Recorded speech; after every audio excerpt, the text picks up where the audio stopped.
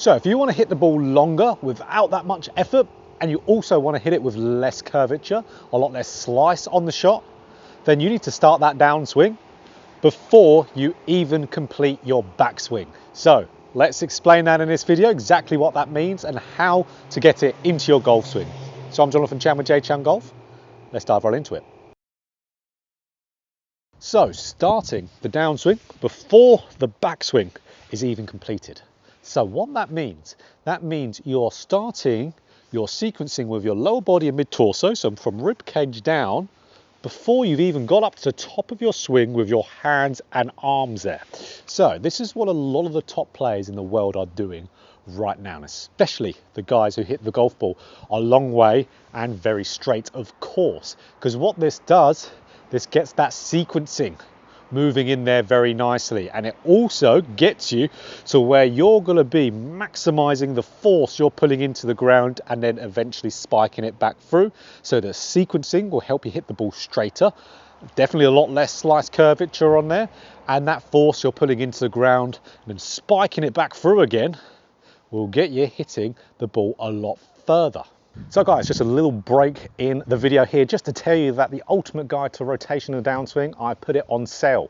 So if you haven't already picked it up, now is the perfect time. So you need to download the Skillest app, and then next online lessons on the app, there's the more button, click on that, click on online lessons, and there the course is. So the complete guide to rotation and downswing. Everything you want to know to be able to get more rotation into your golf swing is in there, way more in depth than I could possibly ever make a YouTube video for.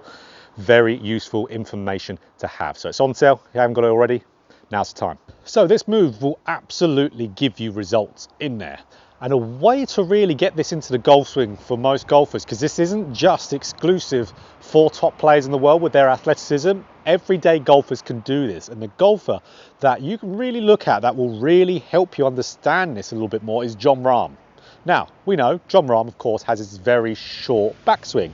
But even though Jon Rahm has his very short backswing, he's still starting his downswing before he's even completed that backswing with his upper body. And you'll see with Jon Rahm, again, even though he has a short swing, he lifts up his left heel as he's going up to the top of his swing. But you will see that before he even gets to the top of his swing there, that left heel is going back and slamming back down onto the ground again. So just as he's completing that swing, it's slamming back down. And as soon as that slams down on the ground, then he's initiated his downswing of his lower body. But his upper body hasn't even started it yet. So he's creating all this torque, all this tension. He'll be tearing up that ground with his lower body, really torquing that ground. And then as he's coming into the downswing there, he will really then be spiking force back up through the ground. All that pressure he's put into that ground in that lead foot will be coming back out again and resulting in some really good distance. So Jon Rahm with his short golf swing, it's one of the main reasons why he can hit the golf ball so far. But that how Jon is doing it, a lot of golfers can emulate and get very similar results. So the lifting up of the left heel and slamming it back down again before you start that downswing with your upper body will really be the way to do it, because that's your sequencing. Lower body, mid-torso will start to move, and that will start to get a head start. So a lot of you golfers who are slicers, over the top golfers with overactive upper bodies, to where the overactive upper body beats the lower body rotation, your lower body will have a head start, so you'll have much better of a chance to get that club down on path and hit a straighter ball flight. But like we said, you've got more time that your lower body is interacting and putting pressure and force into that ground. So the more time you're putting that force into there, the more chance you're going to really be able to spike some good force and speed going through the golf ball. So if I do one here, I'm just really going to feel like I'm slamming that left heel down before I even reach that top of the backswing. Doing it in Jon Rahm style first will actually help you get into it, some shorter swings. So let me do it with a shorter swing first. Really slam that heel down before I reach the top of my backswing. And you can even straight away there feel way more speed and power going into that shot. But it's cool though, because you're not even trying to hit the ball harder or faster. You're just trying to get that heel going down before you complete your backswing, and it all happens.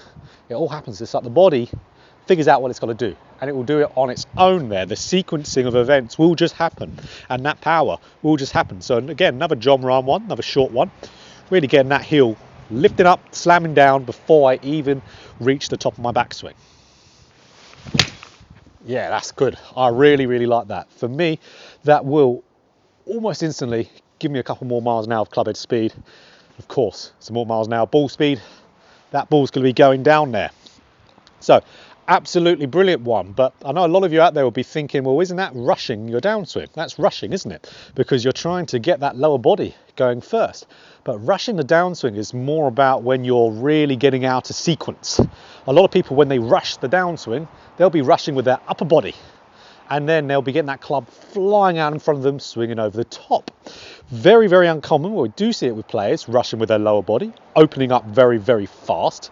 I'd argue if a player, let's say, opens up far too much with their lower body in the downswing and they outrace the rest of their body with that, they wouldn't do this feel because it will really exaggerate it. But for you guys who really struggle with that big slice shot or that over the top shot, you won't be rushing, you would actually be swinging faster in better sequence. So that's longer and straighter golf shots just by that definition.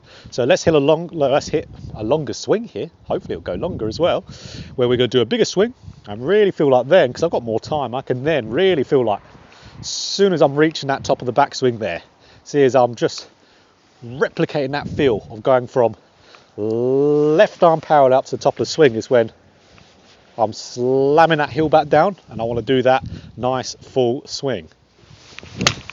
Yeah, much more power. I can feel so much pressure going into that left leg, and what happens nicely as a result, it straightens back up and spikes that force back out the ground going through the golf ball there. So really quite nice and simple one for you guys to digest and have a little go at. So lift that left heel up when you're starting that backswing. This is a really easy way to learn it. And then back down into the ground before you complete that downswing. I'd recommend everyone to do it that way because then you are going to generate some more force with the ground as well. The way Jon Rahm does it is, in my opinion, the best way to do it for more golfers out there. So, if you enjoyed this video, of course, click that like button. If you want more golf instruction just like this, hit the subscribe button and hit the bell button too to be notified every time I put out a video. So, slam that heel down before you reach that top of the backswing and you'll be hitting it further and probably straighter as well.